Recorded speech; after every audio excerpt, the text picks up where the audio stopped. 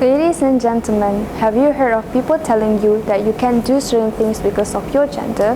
Have you also been told to fit into the mold and behave in a ways that's set for you because of your gender?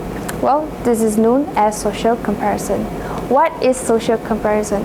According to Google, social comparison is a person learning about themselves by evaluating their characters, their abilities and their attributes compared to another person.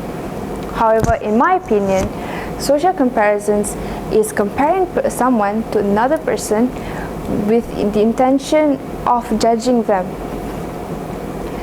This leads to a division of social comparison. One of it is downward social comparison. Downward social comparison occurs when individuals perceive others as lower than them to feel better about themselves. We must accept the fact humans are different from each other.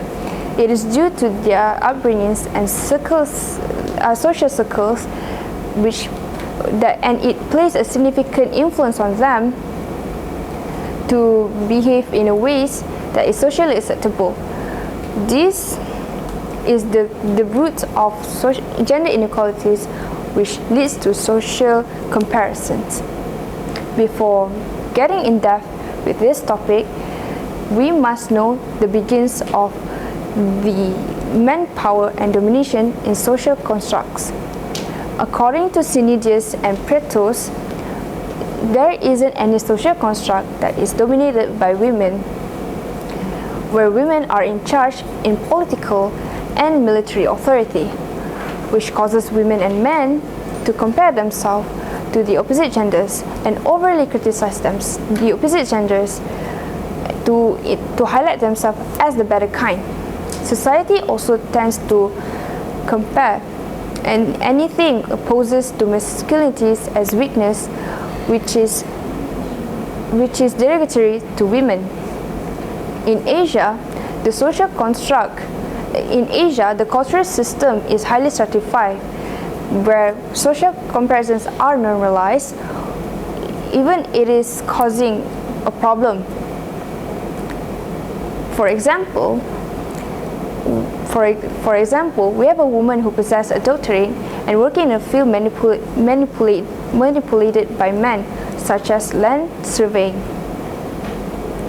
The woman will be judged because maybe she will work slow or she will complain about every hardship she is going through. Don't you realize it never implies to men? This is because women are fixated by society to be a sophisticated and gracious being who are supposed to be indoor and embracing womanhood like raising kids and cooking. So what's the solution, you ask? In a new era where most developed countries are having both women and men working together, men's and women's interaction are needed to overcome this issue.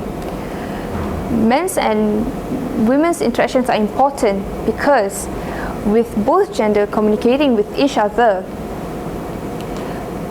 they will have an understanding about each other's issues. Without interaction,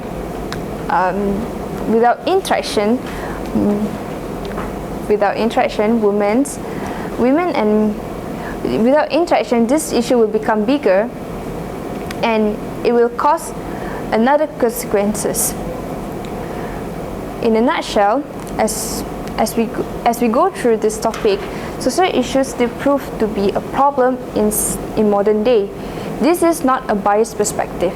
You might assume that this isn't a problem now, but it will be true for you when it occurs to you, whether you are male or female. It takes decades for people to acknowledge that gender is related to social prejudice traits. It takes decades for people to realize gender is related to social comparison, one that involves strong implicit prejudice towards women compared to men.